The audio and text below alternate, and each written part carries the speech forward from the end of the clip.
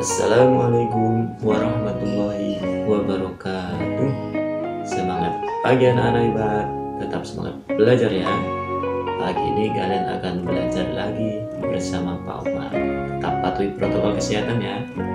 Oke, sebelum pembelajaran dimulai, kita berdoa dulu menurut agama dan kepercayaan kita masing-masing agar pembelajaran kita hari ini diberi kelancaran dan keberkahan.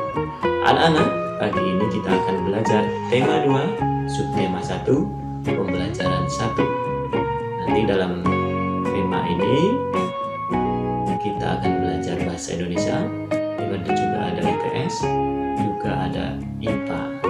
Bahasa Indonesia tentang peta pikiran, IPS tentang makna proklamasi, nanti juga ada IPA tentang adaptasi lingkungan. Baik, mari kita mulai.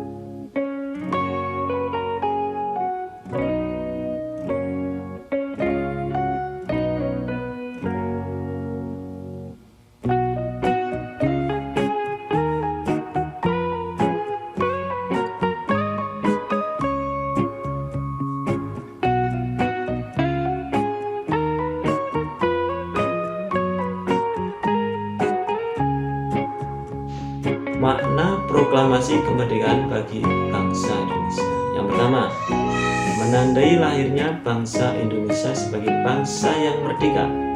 Yang kedua, puncak perjuangan bangsa Indonesia meraih kemerdekaan.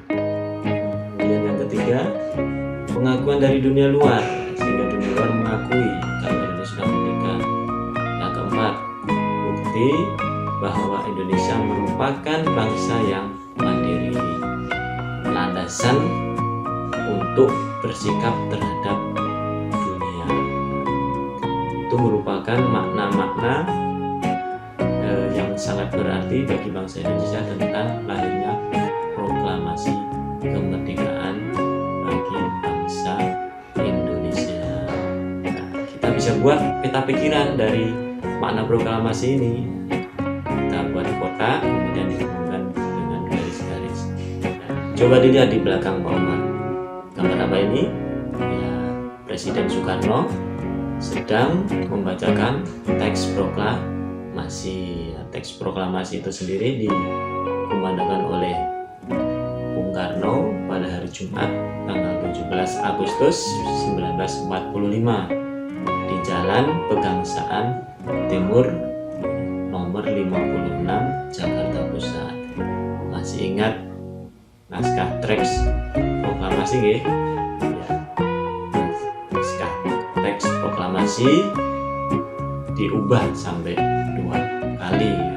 Ini yang dibacakan oleh Bung Karno berbeda dengan tulisan tangan yang ditulis oleh Soekarno. Nah, kita bisa melihat naskah yang asli di Museum Indonesia. Kita juga bisa membuat peta pikiran dari cara tumbuhan menyesuaikan diri terhadap lingkungannya. Contohnya di belakang Pak Omar, tanaman kaktus. Dia beradaptasi dengan lingkungannya yang kering, yang jarang hujan. Dia tentunya mempunyai ciri-ciri khas yang khusus, menyesuaikan diri pada lingkungannya. Kemudian ada tumbuhan bakau. Nah, tumbuhan bakau itu biasanya tumbuh di lingkungan yang berkadar garam tinggi ya. Biasanya sering kita jumpai di tepi-tepi pantai. Nah, itu ada banyak tumbuhan bakau. Dia juga bisa beradaptasi karena lingkungannya yang mengandung banyak garam. Nah, berbeda dengan tadi tumbuhan yang tumbuh di tempat yang kering. Kemudian ada tanaman teratai. Tanaman teratai dia hidup di air. Nah, banyak air dengan air yang sering ada di sekitarnya yang melimpah. Nah, tentunya adaptasinya juga berbeda dengan tumbuhan kaktus. Tumbuhan teratai ini hidupnya di lingkungan air. Kemudian ada lagi tumbuhan yang sering kita jumpai di pohon-pohon lumut. Nah, ini juga tempat yang lembab. Nah, tanaman lumut ini hidup di tempat yang lembab. Dia juga cara adaptasinya berbeda. Di lingkungan yang lembab, di lingkungan yang berair, di lingkungan yang kering juga berbeda. Sering orang menyebut dengan higrofit, tanaman lumut. Contohnya masih banyak. Ada juga adaptasi kantong semar. Nah, adaptasi tumbuhan di lingkungan yang miskin nitrogen. Nah, dia untuk mendapatkan nitrogen itu dengan cara memakan nitrogen dari hewan. Nah, hewan yang terpeleset di kantongnya kemudian membusuk. Nah, kemudian nitrogennya untuk pertumbuhan dia, untuk perkembangan dia, tumbuhan kantong semar ini. Kemudian ada lagi adaptasi tumbuhan yang berkembang biak dengan cara di situ mengeluarkan bau busuk sehingga banyak lalat yang datang sehingga untuk membantu penyerbukan. Nah, adaptasi lingkungan ini kita bisa buat dengan peta konsep. Nah, demikian. Terima kasih anak-anak. Cukup sampai di sini pembelajaran kita hari ini.